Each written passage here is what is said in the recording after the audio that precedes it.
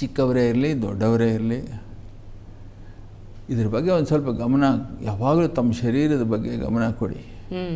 ಯಾಕೆಂದರೆ ಮನುಷ್ಯ ಜನ್ಮ ಬಹಳ ವಿರಳವಾದದ್ದು, ದೇವರು ಕೊಟ್ಟಿರೋದು ಸಾಕ್ಷಾತ್ಕಾರಕ್ಕೆ. ಅದು ಸಾಧನೆ ಮಾಡ್ಕೋಬೇಕು ಅಂದರೆ ನಮ್ಮ ಬಾಡಿ ನಾವು ಸರಿಯಾಗಿ ನೋಡ್ಕೋಬೇಕು. ಇದು ಕಾರ್ ಎಂಜಿನ್ ಇದ್ದಾಗೆ, ಇದನ್ನು ನೀವು ಕಾಪಾಡ್ಕೊಳ್ತಿದ್ರೆ ನೀವು ಮುಂದಕ್ಕೆ ಹೋಗೋಕ್ಕಾಗೋಲ್ಲ.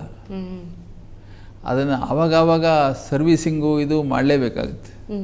ಸೊ ವರ್ಷಕ್ಕೆ ಒಂದು ಸರ್ತಿನಾದರೂ ಡೀಟೇಲಾಗಿ ಚೆಕಪ್ಪು. ಅಲ್ಲಿ ಹೋಗ್ಬಿಟ್ಟು ನನಗೆ ಗಂಟ್ಲು ನೋವು ಕಿವಿ ನೋವು ಅಂತ ಡಾಕ್ಟ್ರುಗಳಿಗೆ ಹೇಳಬೇಡಿ. ಅವ್ರು ಬರೀ ಒಂದು ಟಾರ್ಚ್ ಬಿಟ್ಟು ನೋಡಿ ಔಷಧಿ ಬರ್ಕೊಟ್ಟು ಕಳಿಸ್ಬಿಡ್ತಾರೆ.